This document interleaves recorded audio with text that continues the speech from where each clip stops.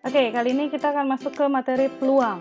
Peluang adalah ilmu matematika yang mempelajari kemungkinan dari suatu kejadian. Jadi nanti kita akan membahas berapa banyak sih kemungkinan yang mungkin terjadi dan apa saja kemungkinan tersebut.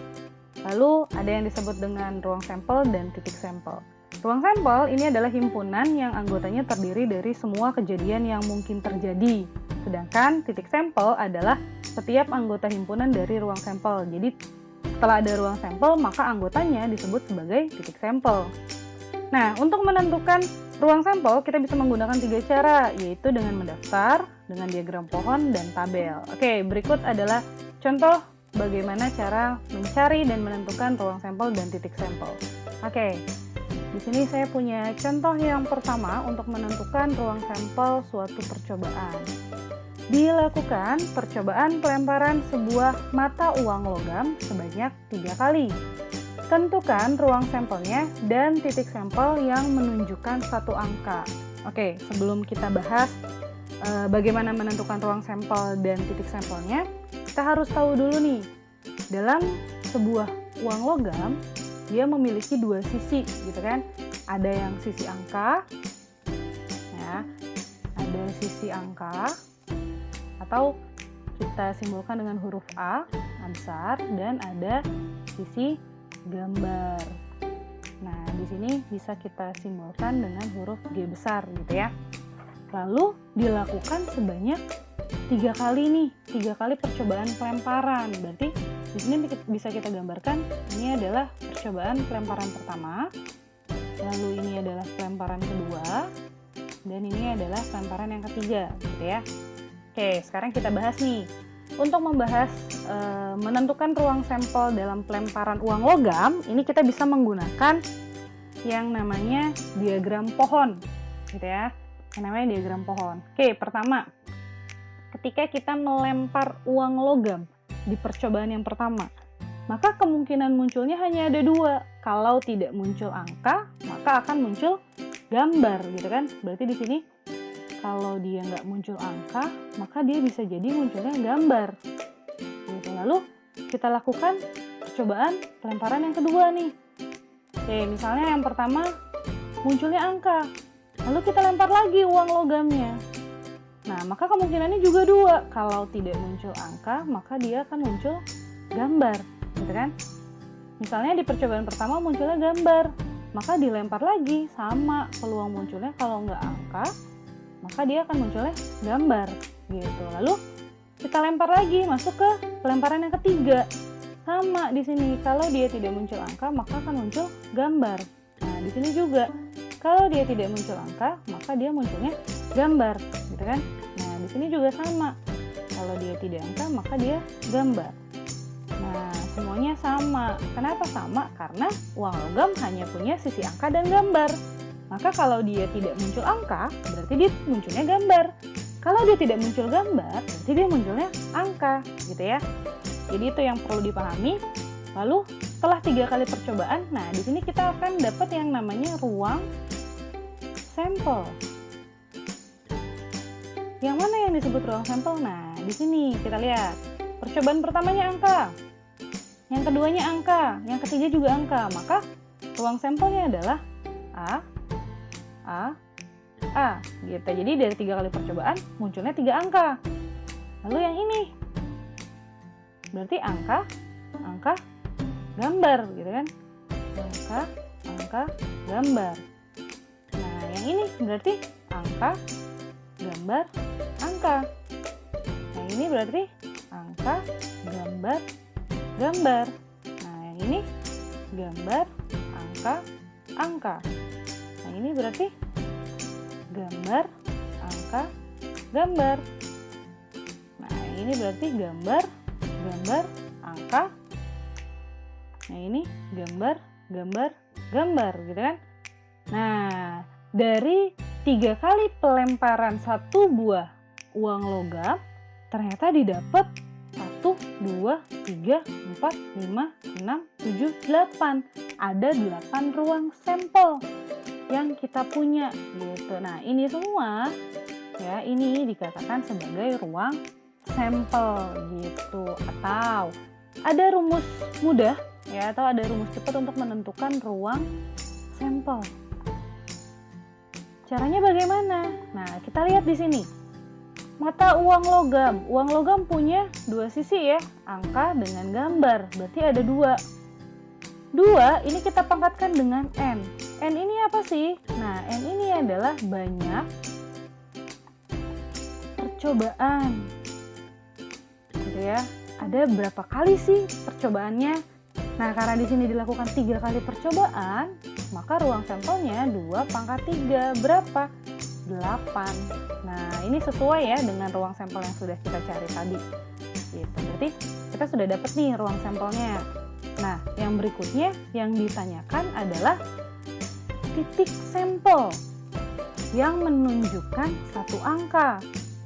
Ya. Titik sampel yang menunjukkan atau memiliki satu angka. Nah, tadi kita udah tahu ya bahwa titik sampel ini adalah anggota dari si ruang sampel. Kita sudah punya nih ruang sampelnya. Sekarang tinggal kita cari anggota dari ruang sampel yang memiliki satu angka. Artinya hanya ada satu angka di dalamnya, tidak boleh 2, 3, atau bahkan tidak ada angkanya sama sekali. Kita lihat di sini. Angka. Nah, ini ada 3, maka ini bukan termasuk titik sampel. Yang kedua, angka-angka gambar. Ini juga bukan. Kenapa bukan? Karena angkanya ada 2, gitu ya. Angka, gambar, angka, ini juga bukan. Angka, gambar. Nah, di sini angkanya hanya ada 1, maka ini termasuk ke dalam titik sampel, yaitu angka, gambar. Lalu, gambar, angka. Ini bukan. Kenapa? Karena angkanya ada 2 ya. Nah, selanjutnya, gambar, angka, gambar. Nah, ini angkanya 1, berarti dia masuk. Gambar, angka, gambar. Gitu. Gambar, angka. Nah, ini juga sama ya, masuk ya. Gambar, angka. Yang terakhir, gambar. Nah, ini sudah jelas. Dia bukan termasuk titik sampel satu angka. Kenapa? Karena tidak ada angka sama sekali di sana. Nah, berarti dari soal ini didapat bahwa titik sampelnya itu ada 3, yaitu angka, gambar, angka, gambar, dan gambar, angka. Itu bisa ya. Nah, ini tips dari saya ketika mengerjakan peluang untuk mata uang logam, kalian bisa menggunakan diagram pohon gitu. Ini untuk mempermudah. Oke, selanjutnya saya punya contoh yang kedua. Di sini contohnya adalah dilakukan percobaan pelemparan 2 mata dadu. Tentukan ruang sampelnya dan titik sampel yang menunjukkan jumlah angka kurang dari 5. Kita tahu ya, kalau misalnya dadu itu punya 6 sisi, dimana ada yang dimulai dari titiknya 1 sampai dengan titiknya 6. Nah, di sini ada 2 mata dadunya, dilemparnya ada 2, maka kita tidak perlu lagi menggunakan diagram pohon. Kenapa? Karena itu nanti repot banget ngerjainnya. Jadi kita bisa menggunakan cara yang berikutnya, yaitu menggunakan tabel. Nah, untuk menggunakan tabel, karena di sini ada 2 dadu, maka kita harus buat dulu tabelnya. Nah, kita anggap yang atas ini adalah dadu pertama, dan yang bawah adalah dadu kedua, gitu ya. Terus, mata dadu itu kan ada 6. Kita tulis dulu. 1, 2, 3, 4, 5, 6, gitu ya. Ini boleh digaris. Nanti kalau kalian bikin yang lebih rapi ya. Oke, ini yang ke-6. Nah, terus kita bikin di dadu yang kedua, berarti sama ya, dia juga punya 6. 3, 4, 5, 6. Oke. Sekarang untuk menentukan ruang sampelnya, ketika kita sudah membuat tabel seperti ini tinggal kita gunakan koordinat nih, ya.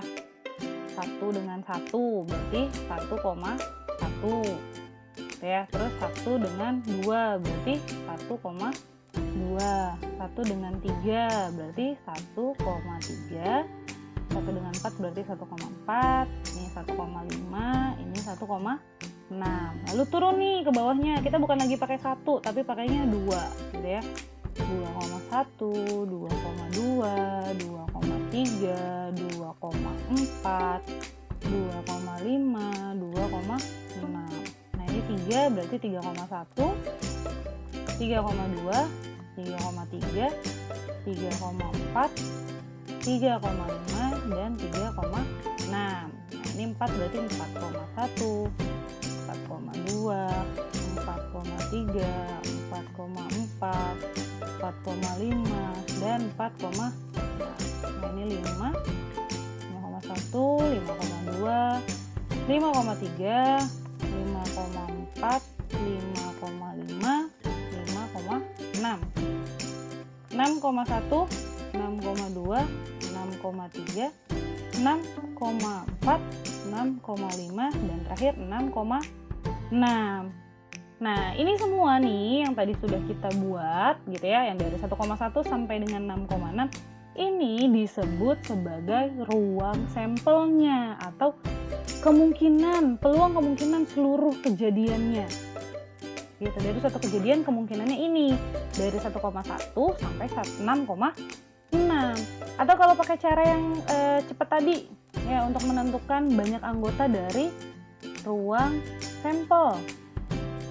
Nah, ini juga bisa. Kalau tadi pakai uang logam, pakainya 2 pangkat N karena logam hanya punya 2 sisi gitu kan, uang logam. Karena di sini mata dadu dia ada 6 nih, 6 sisi, berarti 6 pangkat N gitu ya. Berarti 6 pangkat dadunya ada berapa? 2. Maka 6 pangkat 2 berapa?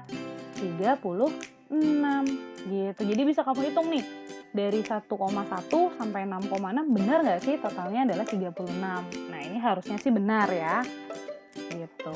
Nah, sekarang yang ditanyakan berikutnya adalah titik sampel. Titik sampel yang menunjukkan jumlah angka kurang dari. Nah, angkanya kurang dari 5 nih. Artinya adalah karena di sini jumlah, berarti kalau ada jumlah ada penambahan ya, penjumlahan.